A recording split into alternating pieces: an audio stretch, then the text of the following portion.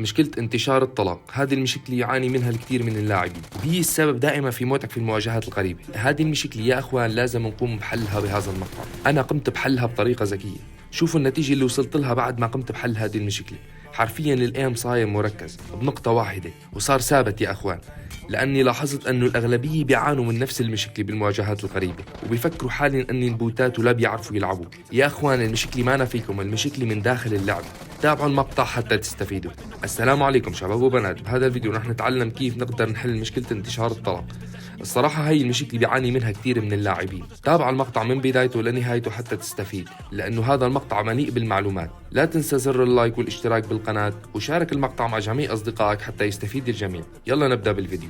أولا مشكلة انتشار الطلاق، يعني أنا لما بضرب على العدو وبعمل دوج بيصير عندك انتشار طلاق. مثل ما أنك ملاحظ أنا عم أعمل دوج ومضرب على العدو، وشوفوا كمية الطلق المنتشر.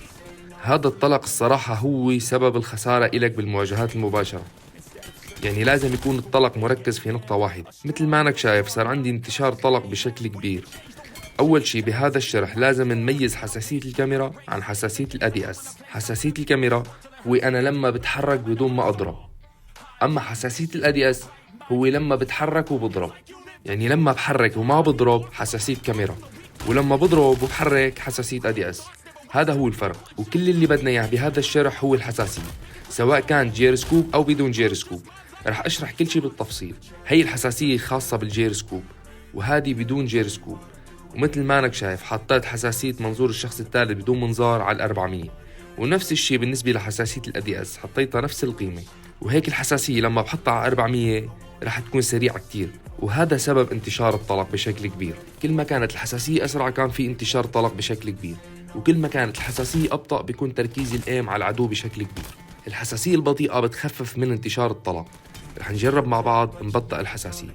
حاليا أنا عم أحكي بالنسبة لحساسية الجيرسكوب منظور الشخص الثالث بدون منظار، ماني عم أحكي عن حساسية الكاميرا أو حساسية بشكل عام سكوبات وغيرها، عم أحكي عن حساسية الهيب فاير. رح نبطئ الحساسية ونضرب. هل بيخف معنا انتشار الطلق؟ الحساسية البطيئة للجيرسكوب يفضل تكون ما بين 200 إلى 300، أما بالنسبة لحساسية الأدي أس القيمة اللي حطيناها بالأعلى بنقصها 5 درجات بحساسية الأدي أس. يعني إذا كانت حساسية الكاميرا 300 لازم تكون حساسية الأدي أس 295.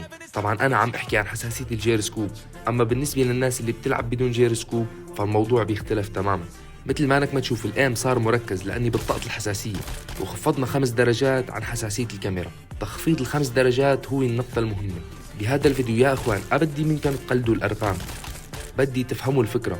وأهم نقطة 5 درجات عن حساسية الكاميرا، يعني حطوا نفس القيمة الموجودة بحساسية الكاميرا ونقصها 5 درجات بحساسية الأدي أس. رح نتوسع بحساسية السكوبات جميعها بالفيديوهات القادمة. إن شاء الله تكون استفدت من الفيديو. إذا وصلت معي لهي الدقيقة بتمنى منك تحط لايك واشتراك بالقناة لحتى يوصلك كل فيديوهاتنا الجديدة. كان معكم أخوكم مرعد، استنوني بفيديو جديد.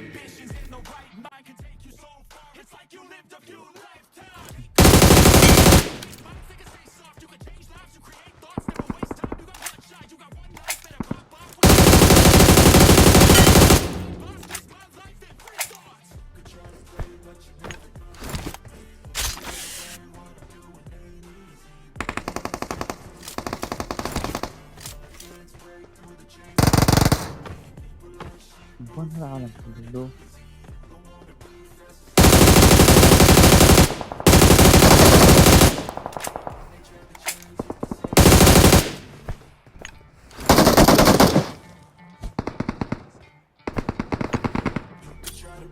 شيء